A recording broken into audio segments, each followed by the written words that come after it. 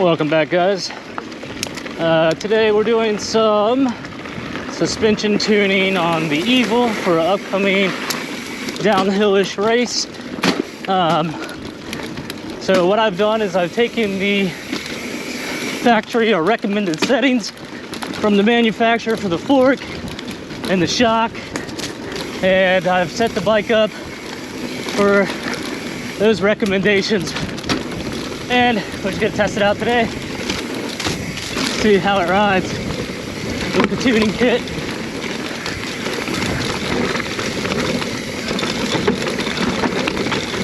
I've been down this track in a little while, so it's gonna be progressively faster as the day goes on.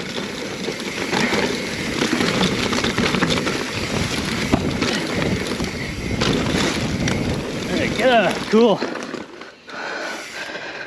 Oh boy, so what I'll end up doing is I'll probably take the data from the first run and then the last run, instead of boring you guys with all the meaty parts in between,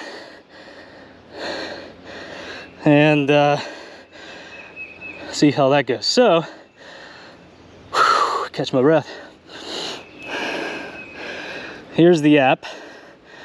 This is the Motion Instruments app, and I do pay $10 a month for it. So anyway, they have like supporting and ongoing development for the app, which is nice. Add more features and listen to user input. I found dealing with the guys over at Motion Instruments is really easy, and they're really forthcoming with all the information and trying to help you out, get you going with it. So I'm really happy with customer support overall. So hopefully you can see the phone. So here's the app, and this is the full results portion of it. So far we're here in the summary. So yeah, briefly it's speed, elevation, yada yada yada, and then you've got you can title your trail name, which is helpful when you go back to look at it. Also, if you do pay monthly for Strava, you can coordinate it to Strava, so you can keep the app going the whole Strava ride, and then you can go through and look at each of your different segments at the end of your total ride, and then you go and see your results. That's pretty cool. I don't pay for Strava, so just kind of do it manually, which is fine. So anyway, here's the fork. You can see we got a maximum travel of 62%. Our dynamic sag is 19, and then we've got our maximum compression, speed and average and all that, and rebound. So we can see the speeds there. Those are a little slower than I'd like. I think I'd like to be around the 2,000 range. So far that's just the first run through, so we still have to see how I feel better at like kind of like a race pace. And then you've got your histograms, so just to kind of show you what's going on there. I'm not going to get into in-depth too much. I'm going to try to keep this as a high overview of what's going on. And then we've got our shock right here. So this is helpful because you can see again your maximum travel, or like the maximum percentage of the travel that you've used, and that's just measured at the shock. So that's good to see. And then what's more useful is the rear axle. So this is the measurement calculated from the rear axle based on the travel of the shock and the wheel travel, the overall wheel travel that you would put in for the rear. So it calculates that through whatever means. And then you've got rebound as well. So actually I think this rebound speed is 1600. That's pretty good. I'm pretty happy with that. Keep things planted on the ground at a fast pace. And then you've got the histogram here. You can see we've reached deep travel in the rear. That's indicative because our maximum travel for the rear shock is 83%. And then we've got our dynamic sag at 24. So this becomes funny because, hey, here is like the meat and potatoes of the app. This is the balanced tab, and you can see here we're actually pretty darn balanced between the front and the rear. However, if you look at the blue line, that's the fork. It's not going through a lot of its travel. As we go back to the fork tab, you can see it's only going through 62%. So you know, we'll have to figure out how to get some more travel in there and then balance it out from there. So without yeah, I guess you could look at the travel indicators and kind of indicate, you know, if you were not to have this app or this system, you would be able to look at your travel indicators, but that becomes harder. Our front fork is not going through a lot of its travel. We have all this travel, which is 83% for the rear shock, which is where we want to end up with the fork. So that, you know, we'll have to work on that, and we can use the tools through motion instruments to finally tune this bike and get it like truly balanced. This -3%, they say you should have the overall bike balanced at a 0, but -3 is actually pretty darn good. I've heard anything within the +10 or the -10 range is actually pretty balanced. And then you can adjust that for how you like to ride the bike or how it feels to you. My recommendation would be to try and get it balanced to almost 0. This would be good for me, and this is definitely where I'll leave a lot of things. And I'll just finely tune like rebound and compression, and hopefully get this fork back up to 85% travel. Okay, run 3. Interesting. I went to go check the air pressure as we've been out here doing these runs, and when I was at the house in the garage, I set it for 58 psi.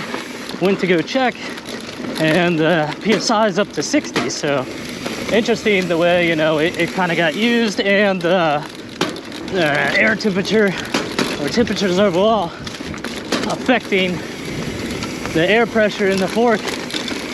So again, before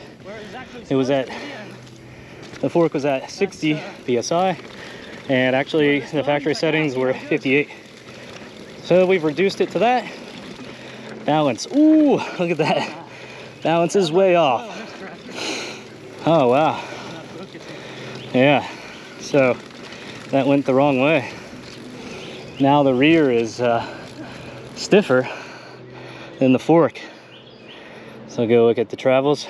75% used for the fork, and then rear axle 88%. Yeah, so still I think we're gonna have to add a little bit of high-speed compression for the rear, because that's almost at 90%. So we want to close that a little bit and balance the bike out. Interesting, huh? Interesting stuff. We'll plug away at it, keep going. Getting worse. Started off so good, and then as you get more familiar with the track, you kind of get warmed up. You know, you can push the bike differently. So that's what you really need to tune for, is your race pace. Again, this is one track, and I looked it up this morning. This track, the grade of it is -13.5. One of the tracks I know I'm going to be racing on is about, I think, -15, -16 grade. Give this another go. We've got the high-speed compression on the coil at 2.25, and then closed high-speed one click on the fork.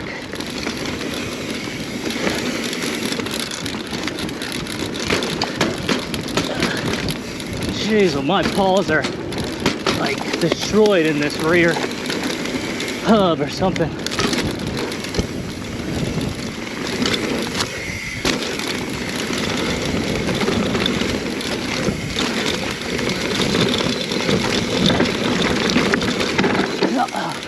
Oh, my rocks are getting loose.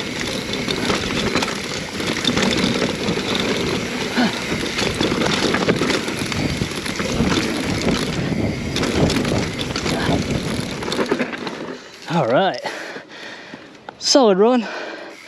Felt pretty good, dialed.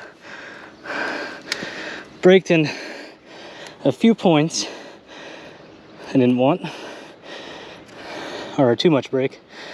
That's the way it goes. Let's see. Gassed. Ooh, yes. Yeah, that's butter. So, yeah, the front or the rear is just a little faster. But this is what I like to see. Fork travel, 76% maximum. That's good. And then rear, 87.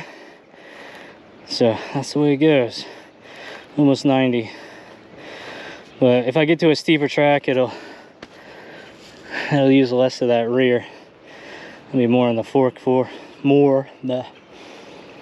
Oh wow, maximum speed 2400. That's pretty fast for the rebound. But when you go faster, you want a higher rebound speed. And what we got for the rear? Yeah, okay, 1340 pretty much. Not bad. I mean, the bike felt pretty darn good. All right, guys, hopefully you found the video helpful.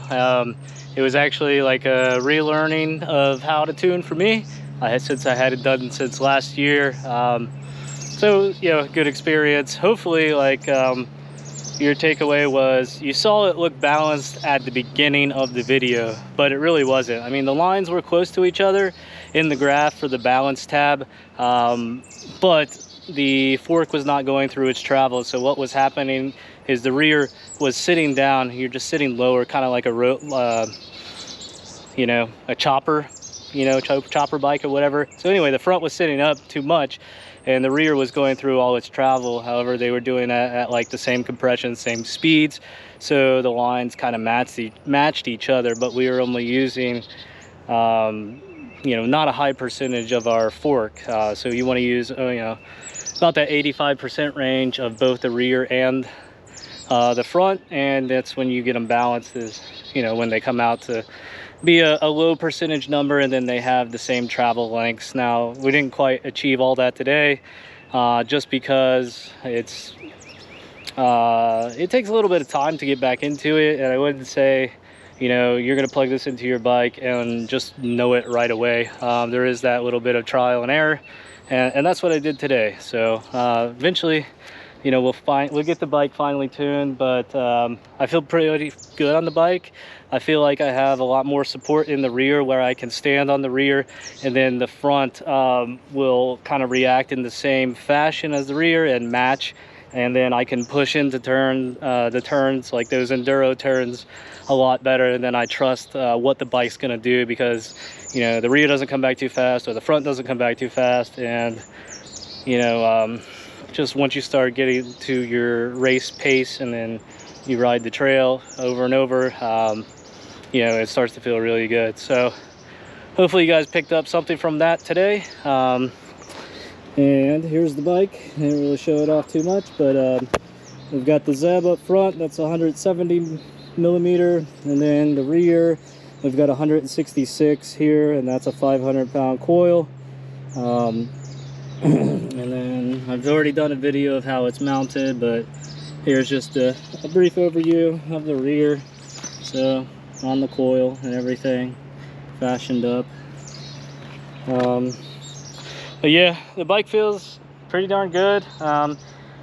I think it's supposed to rain for the race, so I probably will soften up the compression. I'll open the compression for race day, and then once I get started, or actually my first lap or two, I'll open the compression maybe half a turn or a quarter turn on the rear, and then probably go full open for high-speed compression on the fork. And then as I get more used to that track, you know, I'll close them up a little bit more, so hopefully the bike will be a little faster. But obviously conditions are pending that. If it rains, that's just a whole nother ball game. And but yeah, I don't plan on taking the kit there. I just like to set it up and I don't want to get too much mud on it. I want it to last a while.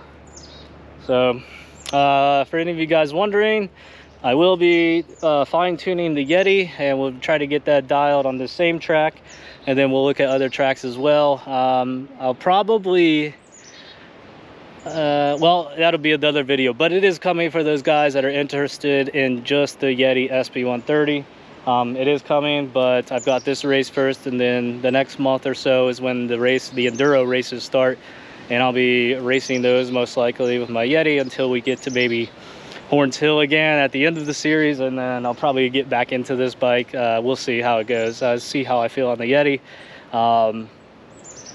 So look forward to that if you guys are. Yeah, I know I apologize for the delay on that one, but this is the better bike to take for this downhill race. So catch you guys later.